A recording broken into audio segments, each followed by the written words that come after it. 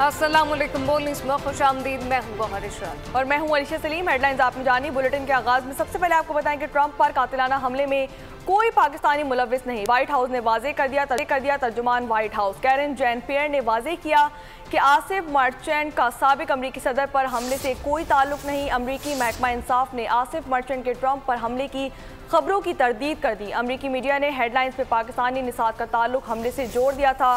बाद में तफसीली खबर शाया की कि आसिफ मर्चेंट के खिलाफ कोई सबूत नहीं मिले। अमरीकी मीडिया ने दावा किया था कि आसिफ मर्चेंट ने उजरती कातिलों से रब्ता किया है, जबकि आसिफ मर्चेंट को 12 जुलाई के रोज अमरीका से निकलते वक्त गिरफ्तार किया गया।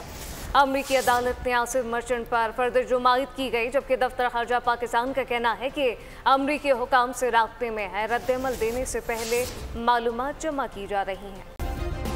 सब्सक्राइब करें और बेल दबाएं ताकि कोई खबर रह न जाए।